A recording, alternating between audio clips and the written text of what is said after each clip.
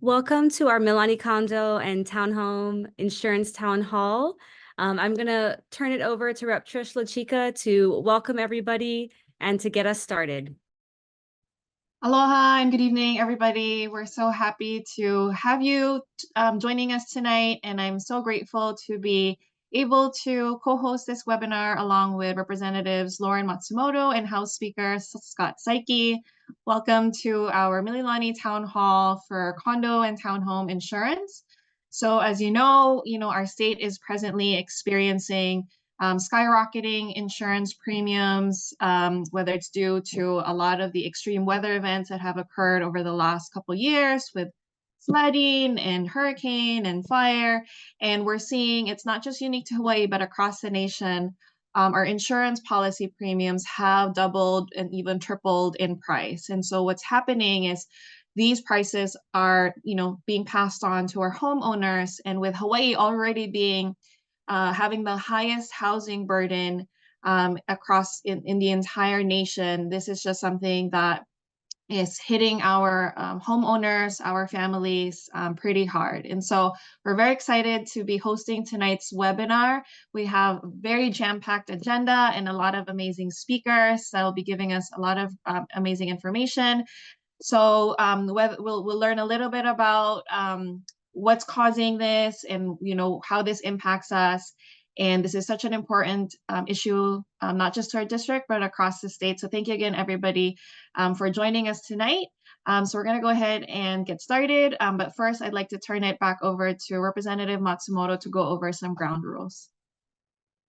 Thank you again for everybody showing up. So we're going to go through the evening. And again, we have our wonderful panelists who will be sharing for about 10 minutes each. As they're going through and as you have questions, please put your questions in the question and answer area. It's at the bottom of your screen. So if you're looking at your Zoom screen, you'll see it at the very bottom. It says Q&A. Please put your questions there. All of our panelists will be looking at that area and they will be typing in their answers. And so that's one way. As we're seeing questions come in at the very end of the webinar, we are going to have the question and answer period where if there's a lot of questions that haven't been answered, or if there's questions that have come up many times in the question and answer area, we're going to also answer those verbally with our panelists. Again, if your question doesn't get answered, don't worry, we're going to get back to you. We'll email you all the questions that you may have. And so we're going to get started. Again, I'm going to turn it over to Rep. LaChica, who is going to introduce all of our panelists one by one as they are going to be giving their presentation. Thank you so much, Representative Matsumoto. So we're going to have a set of slides. Each panelist will be presenting, and they're presenting for about 10 to 15 minutes each. I know it's titled Mililani, but I know a lot of folks are also joining us as we did open up the webinar to anybody who's interested in this topic. So with that said, I'm happy to introduce our very first panelist, Alex McLaury, who's an insurance agent with ACW Alchemy Insurance. I'm going to turn it over to you, Alex. Thank you. Thank you for having me tonight. I appreciate you guys setting this up. Definitely an important topic that needs continued conversation and addressing kind of the root cause of a lot of what's going on. So without too much into it, we can jump straight into the presentation. Like I said, my name is Alex McLaurin with ACW Group Insurance. We focus on association, AOA, HOA insurance.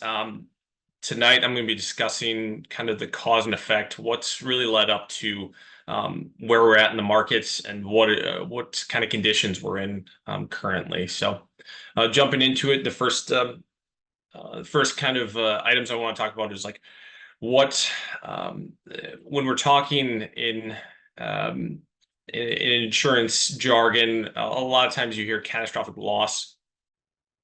And so a lot of them are associated with the large natural disasters that have occurred not only here locally with the tragic events that happened over in Lahaina last August, but also with abroad, based in Texas, down in Florida, the wildfires in California. All these have a very impactful a negative effect on what's called reinsurance, which I'll get to in just a few slides. But to kind of put it into a big picture, all these natural disasters have an effect on not the market abroad, not just locally, and it does trickle down into what we're seeing out here in Hawaii. So go to the next slide. The second major impact on premium increases, a lot of the associations are seeing pretty drastic increases to their premiums associated with a increased valuation of their buildings. So some of the buildings, especially within townhome communities across Mililani and Eva, they're looking at what their actual valuation per square foot was, and looking at the actual replacement costs, they were pretty undervalued. So we're seeing year over year a lot of these associations jumping 30 to 50% in just the valuations, which is a cause from these economic factors. It's inflation is driving up wood prices, labor prices. All these are going to affect that's continually pushing these values up further, which is trickles onto what it costs for the actual insurance to cover those. So that's like I said, a variety of factors are causing that, but inflation would be a large portion of that. We can go on to the next slide.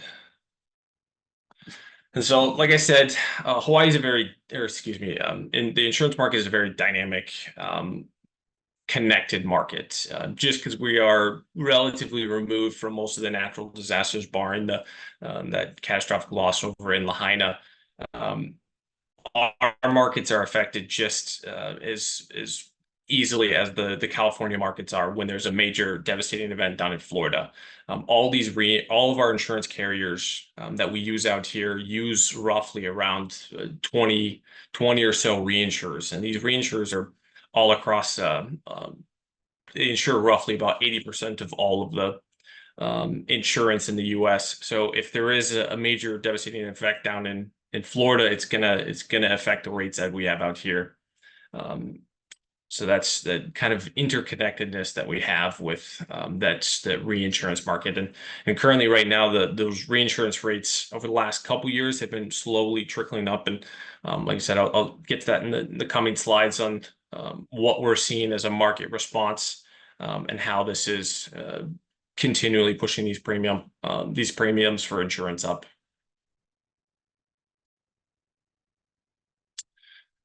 So with continued losses now, or excuse me,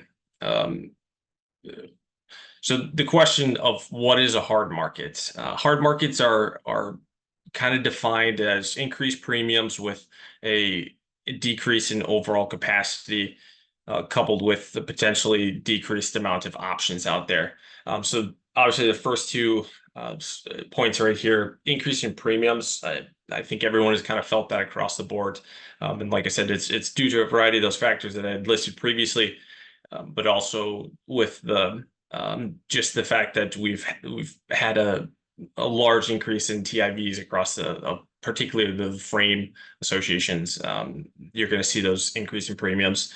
Second, with stricter underwriting, a lot of the carriers out here are starting to look at age of the buildings. I think it's relatively ubiquitous right now that a lot of the buildings built in 70s and 80s are facing a lot of water issues. A lot of the plumbing is becoming time for maintenance, and a lot of the deferred maintenance are causing inability for insurers to causing the insured's inability to actually get some of the more desirable insurance carriers to consider even writing them. So they're really tightening what type of appetite that they want to continue to write, which then decreases the amount of capacity that insureds have.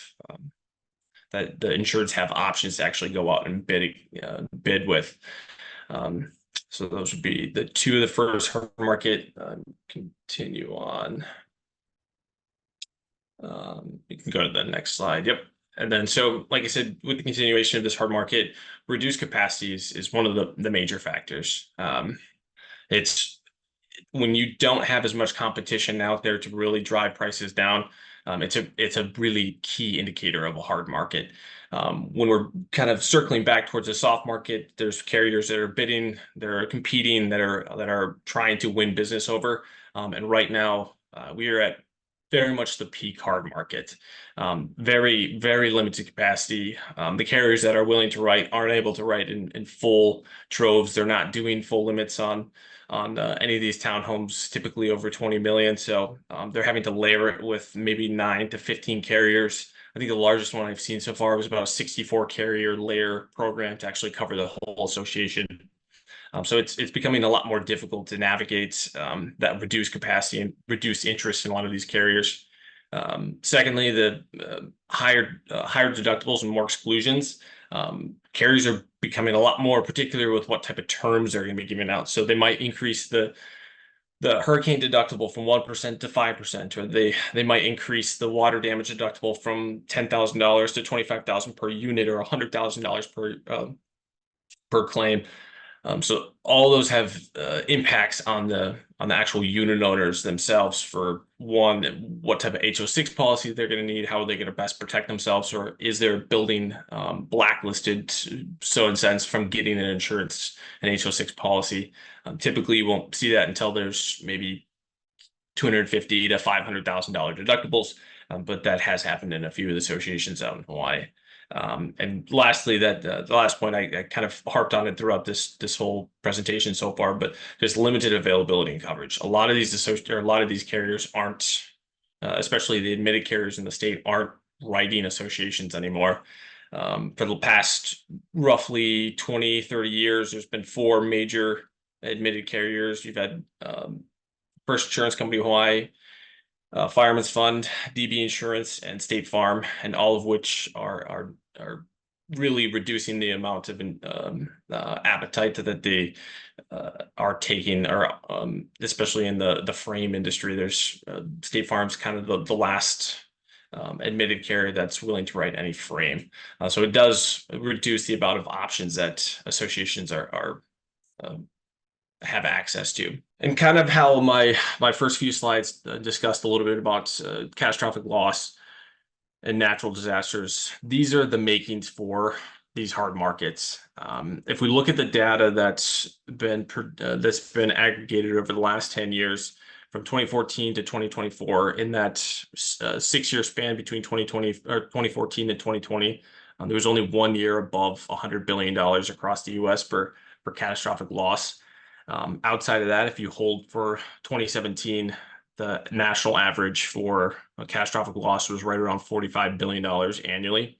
To kind of put that in perspective, where we have been for the last 3 years, from 2021 to 2023, that average has been up at or above $100 billion. So that's just a continuous above normal amount of catastrophic loss in the U.S. And like I said, those all have an impact on the reinsurance market that our carriers purchase from, that the Florida carriers purchase from, the Texas carriers purchase from. So these are all affecting the rates out here. And then when you couple that with the catastrophic loss that we incurred here locally within Lahaina, that really puts a strain on reinsurance carriers wanting to do business in the state. The second is reinsurance tightening.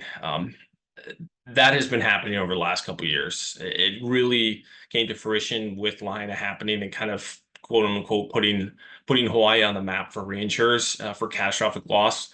But this has been happening since about 2020.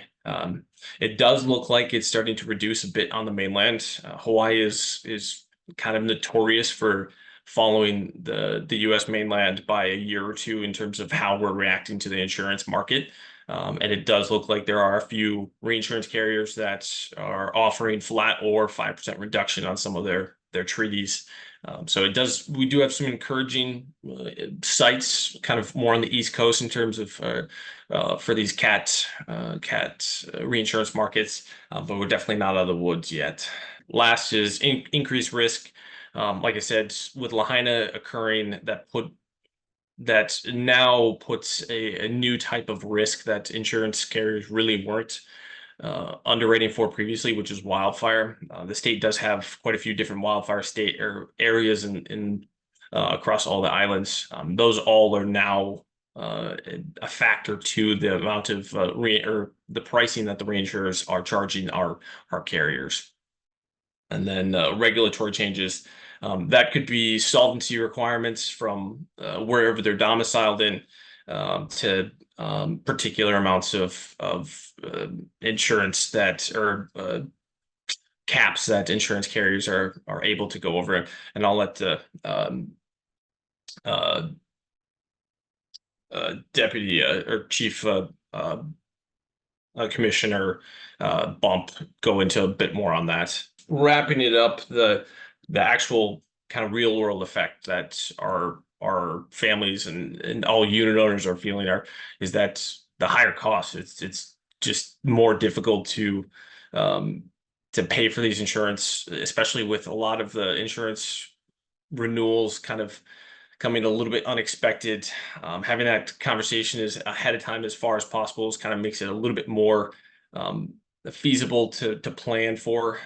Additionally, you throw in the higher deductibles being a pretty difficult area to overcome with some of the HO6 carriers not willing to write in some of the higher deductible units, and then finally attaining or actually just renewing your insurance policy. We've seen a litany of different carriers non-renew or substantially reduce their insurance, kind of all culminating effects from this hard market.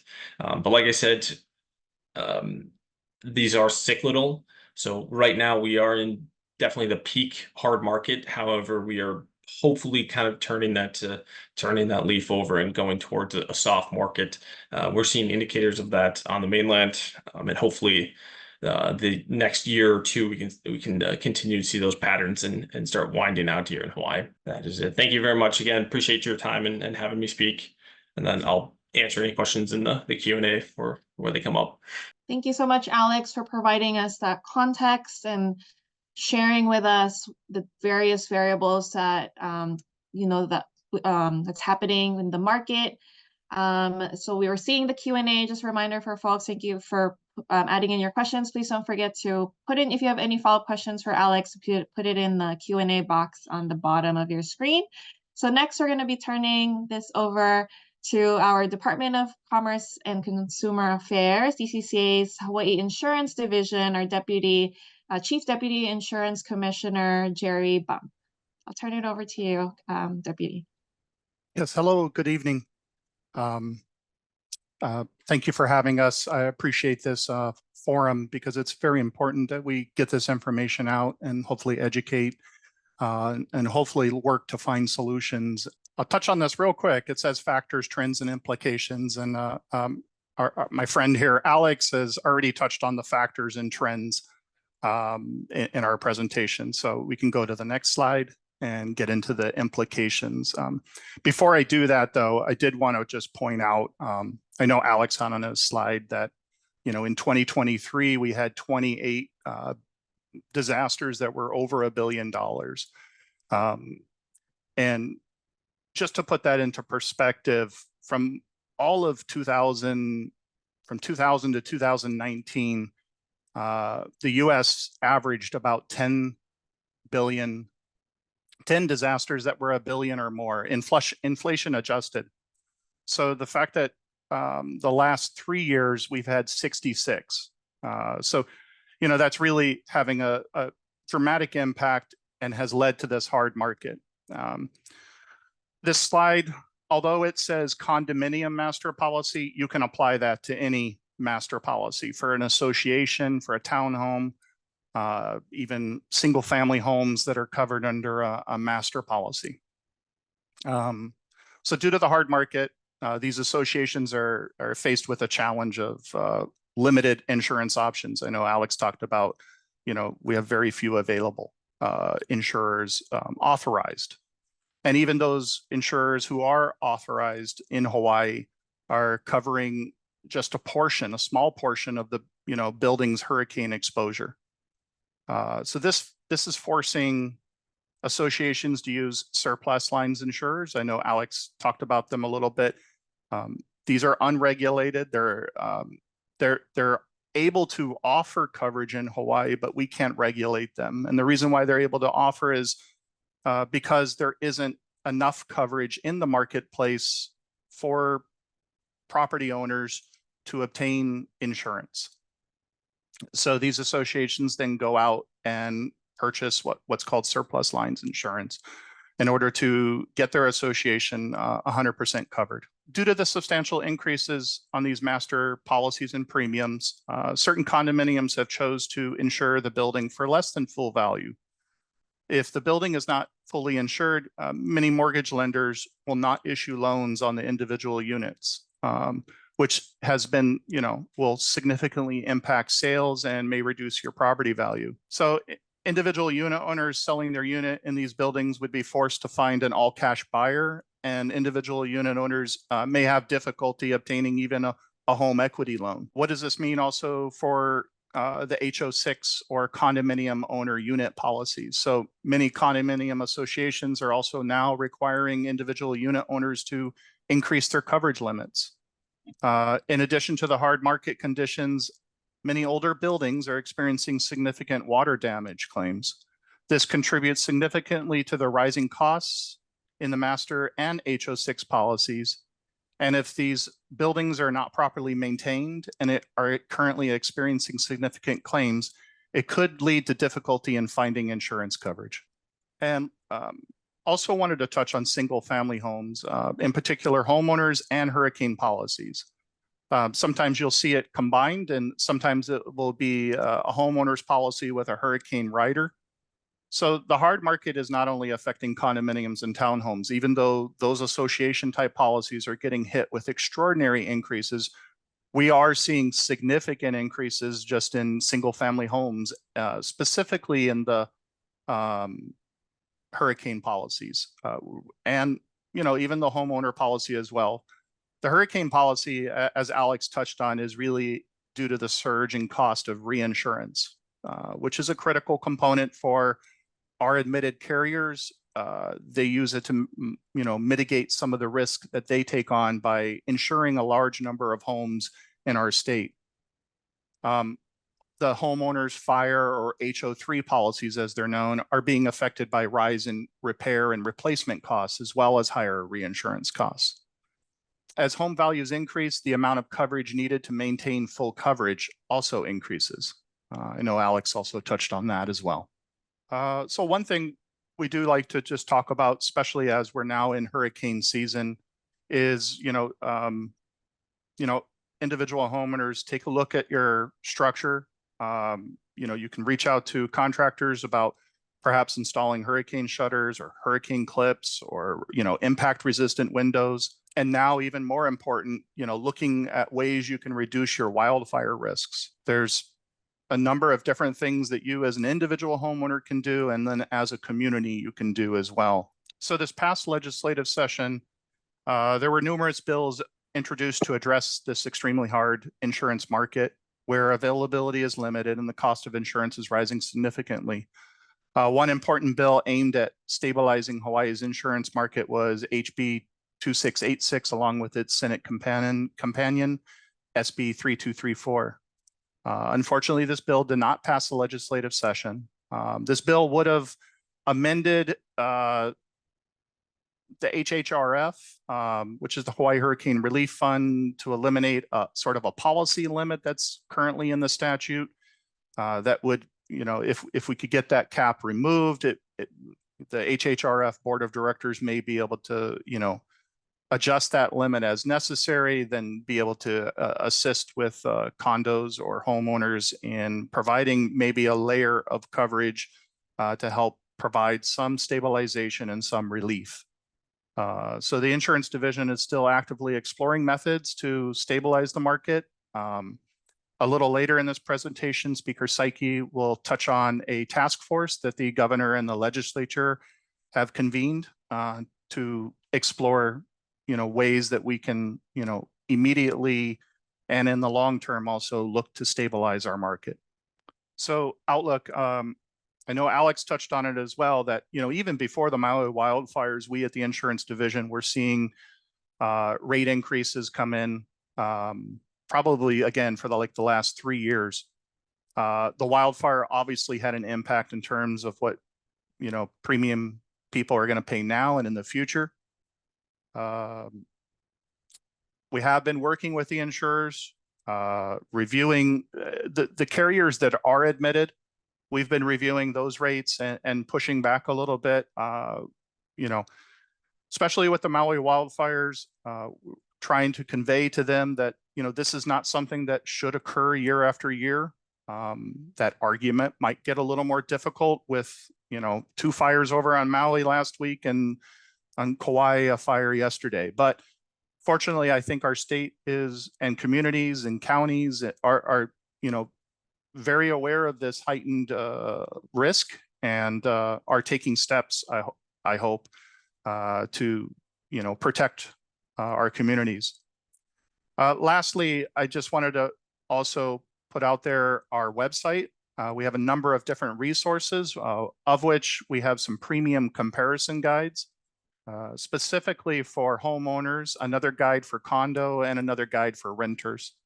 You can utilize these guides to review and compare sample premiums from insurance companies licensed in Hawaii for homeowners and so forth, and even motor vehicle insurance.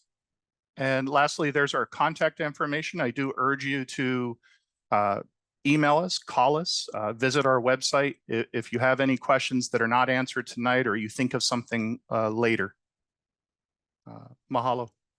Thank you so much, Deputy Commissioner, for additional context as to what you're looking at in terms of trends in the outlook and what happened this past legislative session. So now I'm going to be turning it over to our next speaker.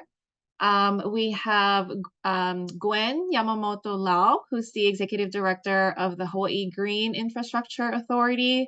And this group is just doing amazing things, unlike any that we've seen across the nation, to really bring down the cost to transition to renewable energy. So with that said, I'm going to turn it over to you, Gwen. Thank you so much, Mahalo, Speaker and Representatives Lachika and Matsumoto, for this very timely opportunity to share resources for condominiums. Next slide, please. One more slide, thank you. The Hawaii Green Infrastructure Authority, also known as Hawaii's Green Bank, was constituted in 2014 to provide inclusive financing to underserved ratepayers unable to get financing at reasonable rates and terms.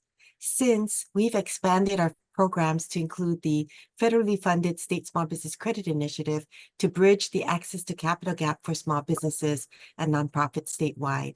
And on May 30th, 2 bills were signed into law for HGIA to administer Hawaii's CPACER financing program and the Solar Hui investment program. Next slide, please.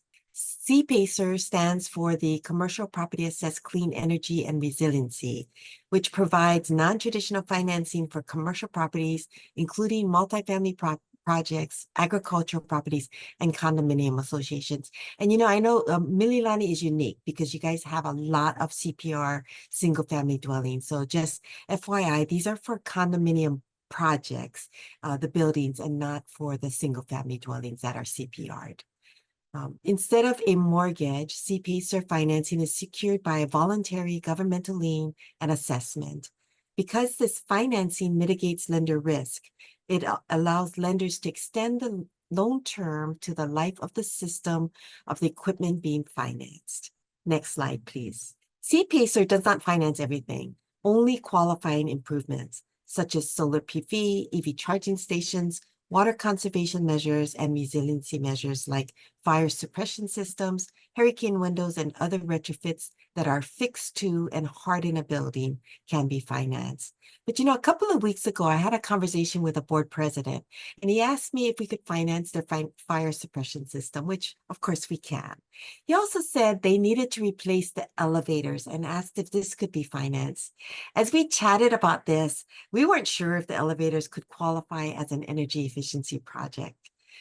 Fortunately, the statute allows for HGIA's board to approve additional qualifying improvements. So to make it easier as a one-stop financing option for condominiums, I will be asking my board to expand qualifying improvements to all retrofits and upgraded needed for condominiums during our next board meeting at the end of this month.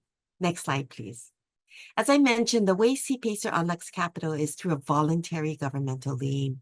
This slide shows the triangle of reflecting risk. The lowest risk is at the top of the triangle. Property taxes are at the top, followed by the CPACER lien, then the first mortgage, second mortgage, and equipment loan. As you go down the triangle, the risk gets higher. When the risk gets higher, the interest rates also get higher and the term gets shorter. Because of its lien position, lender consent is required if you have an existing mortgage or UCC secured loan over the condominium association. But this also allows the CPACE lender, as I mentioned before, to stretch out the term over the useful life of the equipment being financed. In May, we received a notice from our property manager informing us that a drain, waste, and vent pipe replacement project our condo will be undergoing a drain, waste, and vent pipe replacement project. And this is estimated to cost $17 million. This project is well underway and they negotiated financing for a 20-year term. If, however, this project could be replaced over the 40-year life of the retrofits instead of 20 years, it could bring down the monthly required payments, thereby making it a little bit more affordable for unit owners. We have been working with Ernie Lau and his team at the Board of Water Supply, as well as Hawaii Energy, to encourage associations to consider bundling the necessary projects that they need to do, like repiping or fire suppression systems, with energy savings and water conservation measures to lower your electric and water bills to help offset the financing costs. The CPACER financing program launched on July 1st. Next slide, please. This slide contains our contact information. Please feel free to reach out should you have any questions or we can be of assistance to you. Mahalo. Thank you so much, Gwen, for providing that information. And I know that I do encourage folks to visit their website, Hawaii Green Infrastructure Authority, as they do have some other programs like GEMS that do apply to just shout out to residents who are looking to install PV and other things in their homes. So next up, we have a couple speakers. We have Miss Linda Nakamura and Victor Brock. So Linda Nakamura is the chair at Mortgage Bankers Association, and Victor Brock is the secretary and legislative co-chair, also with the Mortgage Bankers Association of Hawaii. I'll turn it over to both of you guys. Thank you so much. Good evening, everyone, and thank you, Representative Matsumoto and Representative Lachika, for the opportunity for us to share the lender's perspective. In this evening's agenda, next slide, we'll be going over what the lenders require, what lenders are seeing, what the mortgage lending impacts are for consumer loans, as well as commercial loans, and then what is the bottom line for unit owners and condo unit buyers. Okay, with respect to what lenders require, 70% of mortgages that are originated nationally are sold on the secondary market to Fannie Mae and Freddie Mac. Fannie Mae and Freddie Mac are government-sponsored agencies. We also have FHA and VA loans.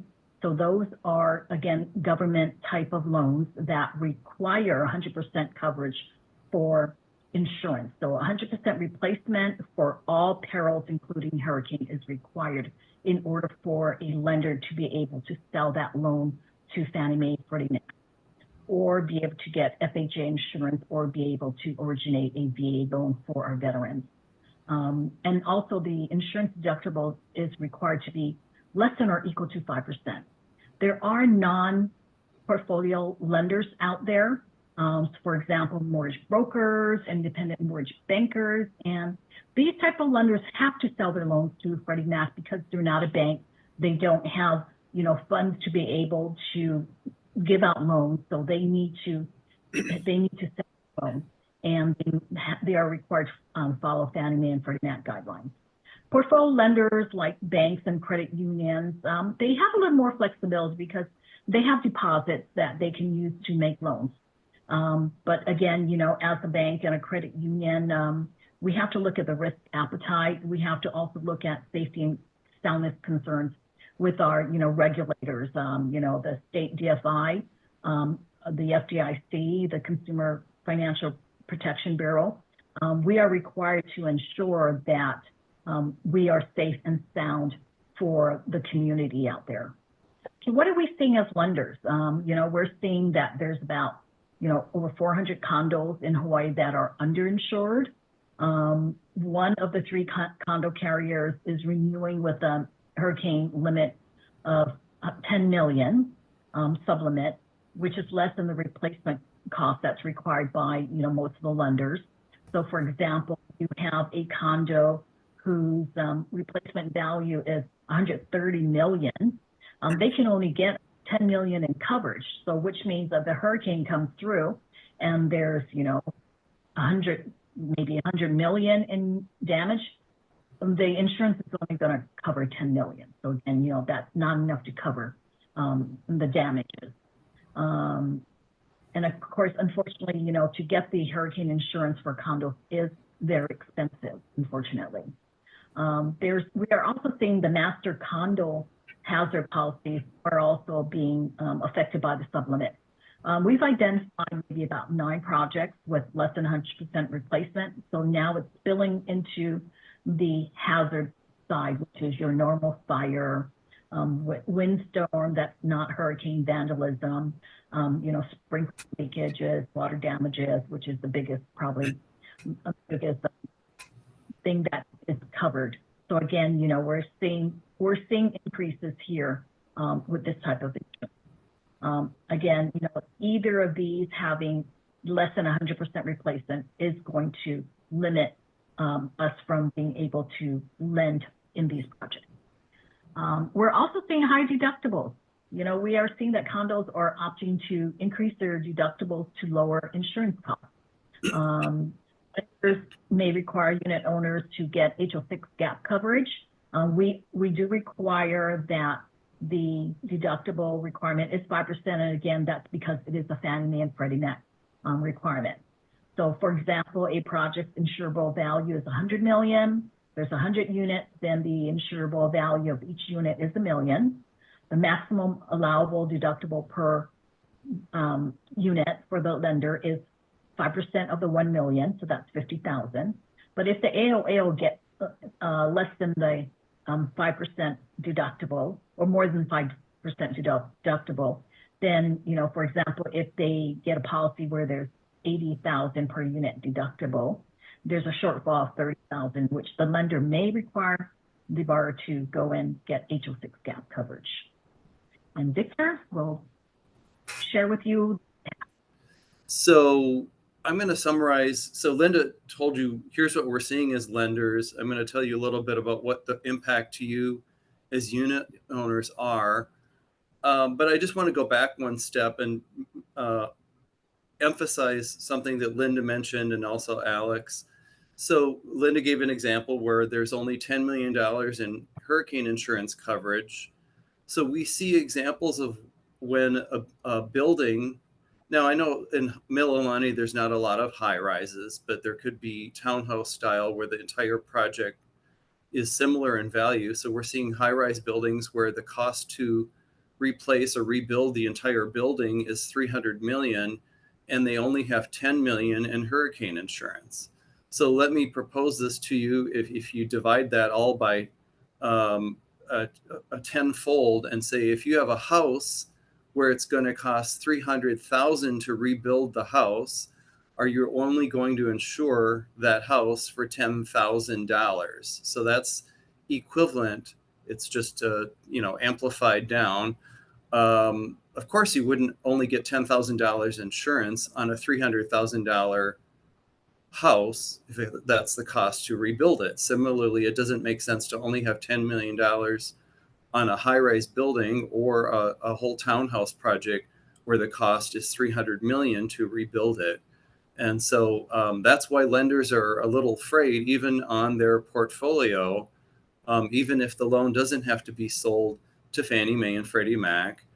Lenders are hesitant to lend on these buildings because of the risk. If an actual hurricane does come through and hit one of the islands, what's going to be the uninsured losses on those buildings? And so portfolio lenders that don't necessarily have to sell their loans to Fannie Mae and Freddie Mac are going to be very, very careful on making loans on any on any unit secured in a building like that. So this slide says lenders who must sell their loans to Fannie Mae or Freddie Mac will not be able to finance these units altogether when there's a deficiency in insurance. Similarly, the VA no down 100% loans and FHA 3.5% down guaranteed loans will not be available for purchase on units in these projects. So portfolio lenders may consider lending in one of the a unit in one of these projects. However, they're typically going to say we'll only lend up to a less loan to value. We want 20% equity, so we'll only go 80% of the value, and that means any potential buyer has to come in with 20% down. That's an example.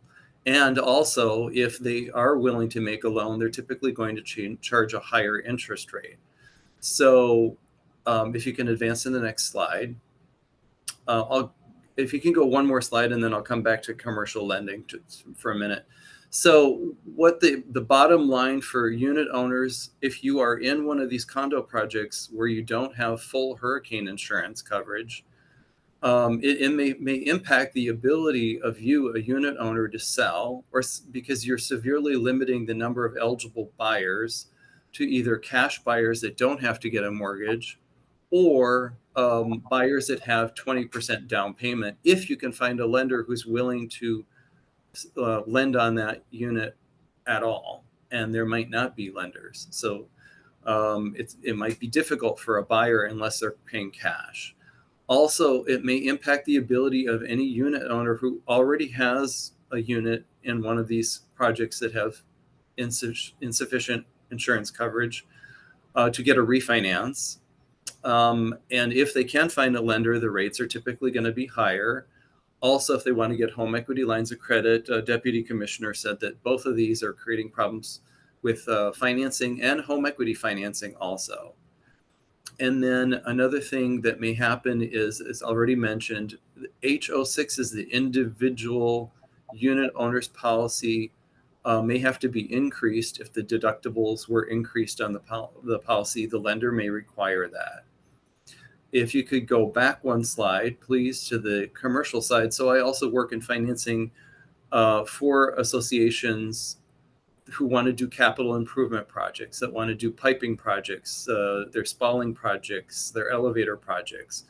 And I will tell you, I'm not aware of any commercial lender. There may be one out there, but I'm not aware of any at this point in time that is willing to make a commercial capital improvement loan at this time, unless the condo project has 100% of the replacement cost insurance for all perils, hazard, and also hurricane. And so if a condo project doesn't have 100%, they may be shutting down their options for financing the capital improvements that they need to make. So at the very bottom, what I put to here is it may impact the ability of the association to obtain financing for capital improvements or deferred maintenance, ultimately impacting the unit owner. And ultimately, the impact, the value of the condo project, the individual condo units in the projects may start going down because there's a smaller pool of potential buyers, and it could be a permanent or semi-permanent or intermediate problem that if the units keep selling for less and less and less in the condo project, it's like setting a new standard, and then those units become less desirable or less valuable because the comparable sales in the past show lower sales prices, even if the insurance comes back and they get 100% insurance coverage. One other thing I just want to highlight, we understand as lenders how difficult it is for the unit owners to pay for the increased insurance. We just looked at an example at our credit union today where the increased coverage for full hurricane insurance coverage for a condominium who's having their coverage cut, their premiums went up by $650 per month per unit in order to pay the full premium for insurance because it went up that much in 1 year. And so we understand the conflict that the board of directors at the condominium associations have. Passing that on to individual units is unit owners is very difficult. And it's a decision that that board has to make. Do they get the 100% coverage and pay those additional costs, or do they go with short coverage? But then if they go with short coverage, here's the bottom line for all of you unit owners in those condo projects. You're going to have a hard time selling and you're going to have a hard time financing.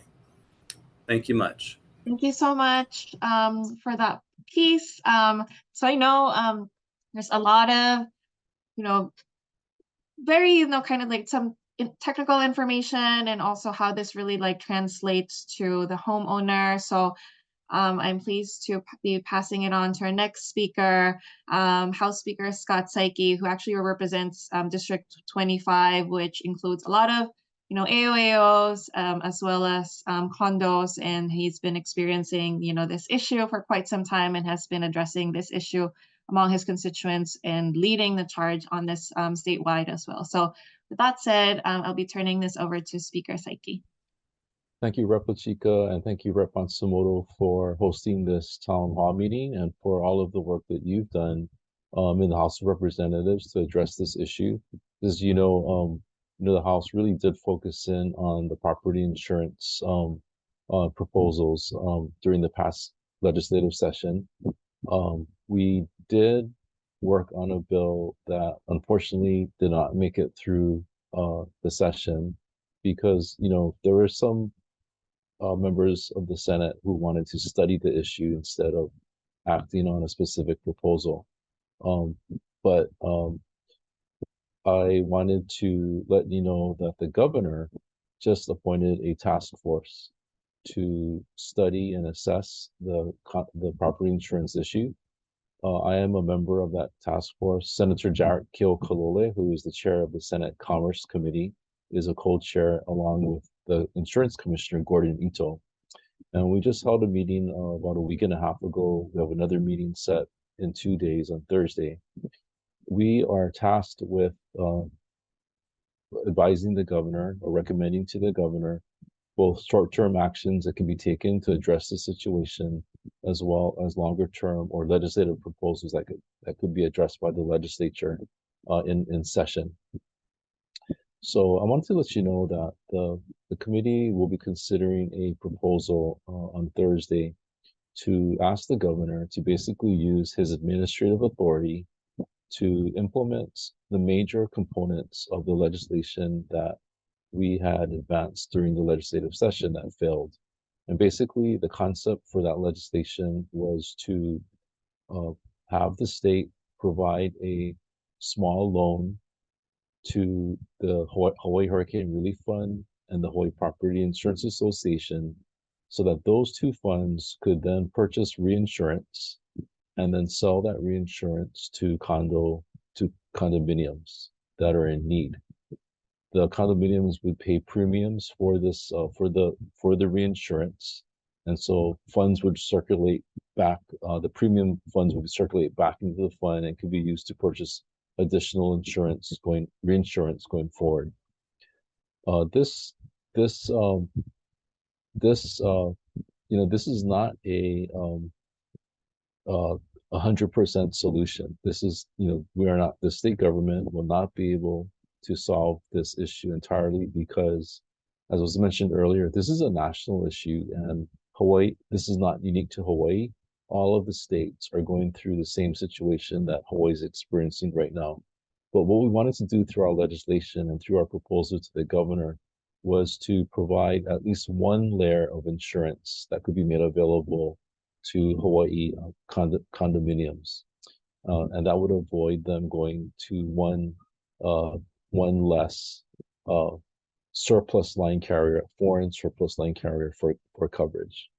So that hopefully we will be able to convince the governor to take action on that proposal. The governor is very supportive of the task force's work, and I know that he is open to all kinds of ideas, and he wants to he really does want to take action on this because he knows, as well as Rep Matsumoto and Rep Chika and myself know, that many residents, many homeowners in Hawaii are very frustrated and worried about this situation. That seems to be, just kind of spinning out of control. So I think hopefully we'll have a good report for you going forward after the task force meets, and after the governor makes a decision on whether he can take some short-term action on this. Thank you. Thank you, Speaker Psyche, and to all of the panelists for giving your presentation. We're now going to go into the question and answer portion of the evening. So I'm going to be going through the questions and kind of picking out the ones that people have asked. There's several that have been answered already. So if you asked a question in the Q&A, go and check there. Our panelists have been typing in and answering some of the questions. And so kind of going to go through, and that hopefully I'll get some of these questions correctly, but can we get rid of the townhome zoning? And I'm wondering if that is within Mililani or the town, if you're a single family and you're zoned as a townhome. Maybe David Tang, if you can clarify in the question and answer portion. Do any of our panelists or representatives want to answer that question, or would you like some clarity? David, if you can clarify your question in the question and answer, then we can get to you on that. Another question we have is, does HECO's power shutoff plan factor into insurance? Do any of our panelists want to answer that? I can, I'll answer that, Rep Matsumoto. This is Scott. Thank you. So I'm not sure if the shutoff plan will have an impact, but natural disaster risk, wildfire risk does make a difference. And to that extent, it is really important for HECO to work with the state to make sure that we have wildfire mitigation plans and prevention plans in place going forward. I think you just saw on Kauai and on Maui that there was a pretty coordinated and quick response to the wildfires that occurred there last week over the weekend. So we're just going to have to do a better job in improving how we respond to disaster risk and how we try to prevent it. The legislature did set aside some funds for some wildfire prevention efforts in our state. Because one of the issues that we have is that there are a lot of residential areas in Hawaii that are within fire zones. So we really need to be proactive about that going forward. And Speaker Psyche, I'm going to go back to you on this one. There is a question about, could Governor Green make an executive order to take care of this? They said there's many of us living paycheck to paycheck. What is your answer for that? Absolutely. The governor should, I think, will make the request. The governor will have to consider it. I mean, I feel like this is an emergency, and I think it's appropriate for the governor to exercise that authority. And I think many in the House felt that it was a missed opportunity that we had. Hopefully, we were hoping it was going to pass out of the legislature, and it didn't. I was one who was looking into doing a special session, but that doesn't look like it's going to happen. So hopefully the governor can come through with something, and also that we're planning for next session, which I know Speaker Psyche and many of the legislators are. So David came back with saying they're a single family home paying for townhome zoning. Can they get out of this? They're up in the top of Mililani Mauka near Kapanoi.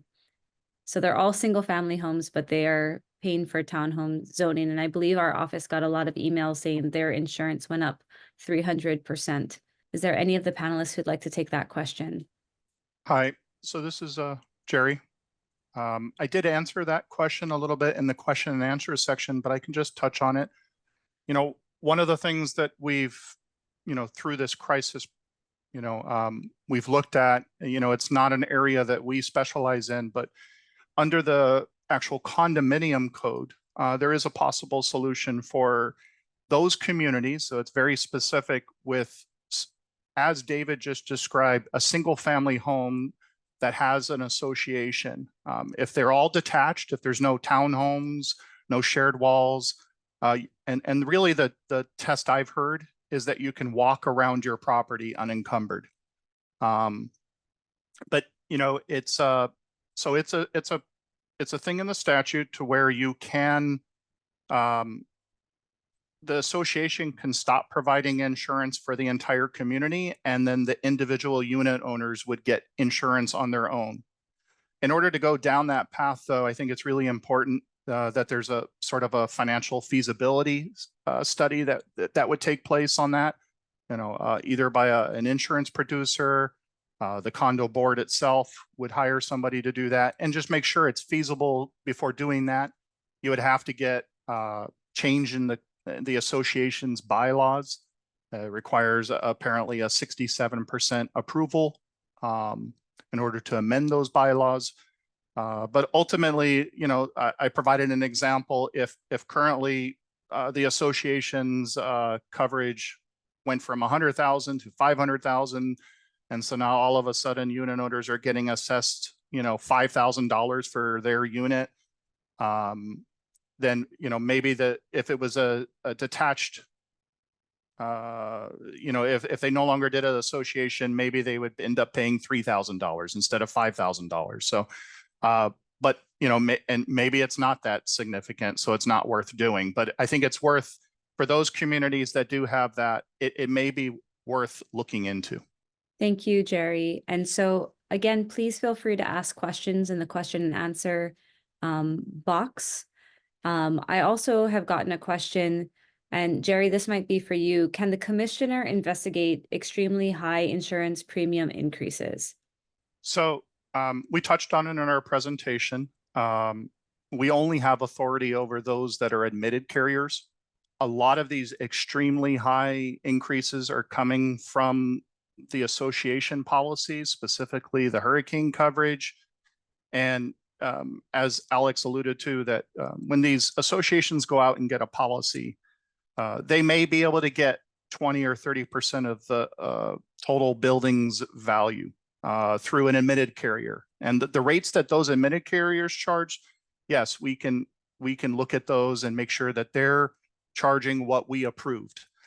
Anything above and beyond that are going out to what we call surplus lines carrier or unauthorized insurers, we have no regulatory authority over those. And then it really gets back to Alex's comment earlier about competition.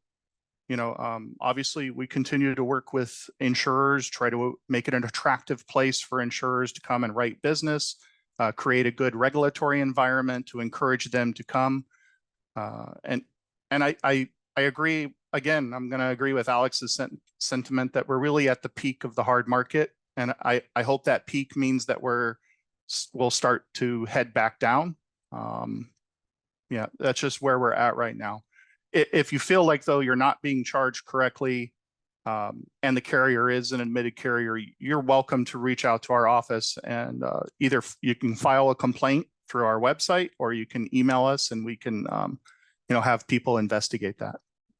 Okay, thank you. So we have a question from Kevin. How do we move forward to get this issue to the governor to step in and take action?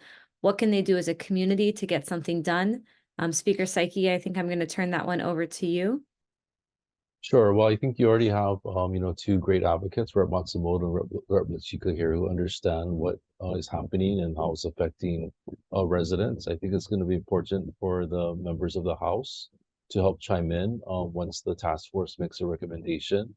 And as I mentioned earlier, the governor is well aware of what is happening, and he's very concerned about the impact that this is having on Hawaii residents and Hawaii homeowners.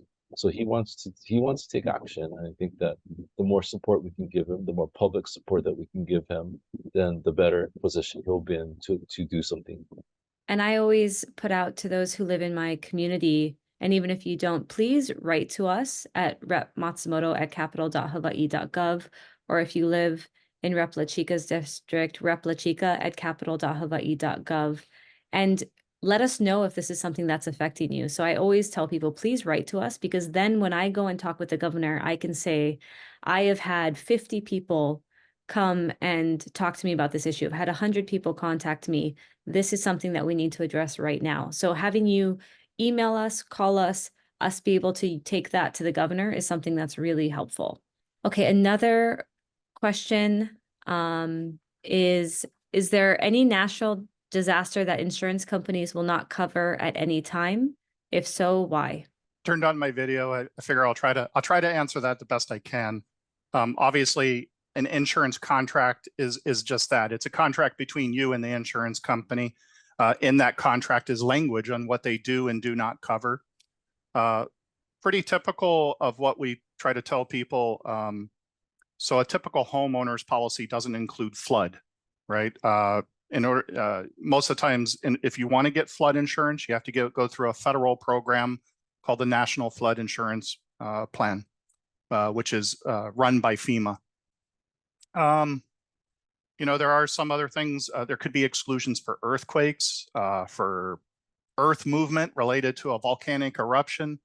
Any number of things that could be excluded in your contract. But traditionally, insurance companies cover a number of natural disasters, but it just needs to be specifically listed in your coverage. Maybe Alex, I don't know if you have any other things to add to that that you see on your end. In terms of non-insurable events, I think you pretty much kind of hit it right on the head. It really comes down to what the insurance agreement is. Typically, most commercial properties are going to be written on special form that covers basically all direct physical loss, barring about 11 exclusions. Then those two major exclusions are going to be flood and quake. So if you want to mitigate for those, you'd have to get either quake or flood insurance policies. You can do that in a combination of ways. Difference in conditions policies is kind of the most broad form. But I think having a conversation with whoever your agent is and saying, hey, what kind of policies do we have? What kind of coverage do we have? Are we covered for all the major perils that Hawaii experiences would be the best way to kind of see your individual case and making sure that your association is insured properly. Thank you, Alex. And so we also have a question to Speaker Psyche. If there is a possibility for a tax write-off for high insurance increase to start with homeowners. That's an interesting concept. I'm not sure. I don't have an answer to that. It's something that would have to be addressed by the legislature when we are back in session in January. I'm not sure. I think, we would have to consider what the financial impact of a tax credit like that is, because I could see, the price tag being pretty high. But it's an interesting concept, and we should make sure that we get a bill introduced so that we can consider that. So thanks for that suggestion.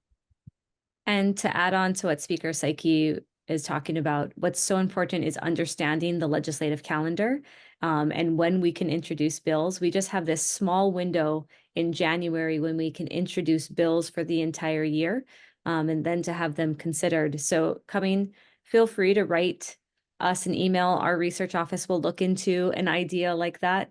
But again, that legislative process we have from January to May. So now is the time when we're really drafting bills. And then that community input really comes in when we need your testimony between January and May. So the conversation sounds like gloom and doom. Is there any light at the end of the tunnel? There is a light at the end of the tunnel. It's just going to take about a year or two to get there. Yeah, I would just add to follow up on what Alex just mentioned, for everyone to remember that the two funds that we've been discussing tonight, the Hawaii Hurricane Relief Fund and the Hawaii Property Insurance Association, HPIA, both of those funds were created after natural disasters in Hawaii about 40 years ago. So one was Hurricane Iniki, the other was the Kilauea eruption on the Big Island. And what happened after those disasters was the property insurers basically left the state. And so the state was in a position where we had to create these two entities to provide coverage, in limited situations for those who were affected. So, but as Alex mentioned, after 2 or 3 years, insurers returned to the market. And that's why the Hurricane Relief Fund right now has been dormant for the last 20 years because we haven't had to use it. So that's why we'll be working with the governor to see if we can reactivate the HHRF and expand coverage under that fund for condominiums. Thank you, Speaker Psyche. I don't see any other questions in the chat right now. I think everything else is being answered. Again, thank you for everybody who joined this town hall. We'll be giving updates for those because you registered. We will be sending out information. We'll be sending out the PowerPoints. But again, this is a really important issue and it's a continuing issue. So please keep in contact with our offices. I wanted to especially thank Speaker Psyche, Rep. La Chica, and all of our panelists for coming out today, for giving us those expert opinions and giving us all the information so we can make the best decisions going forward. Thank you so much for joining us this evening and hope to see you at many future town halls. Mahalo.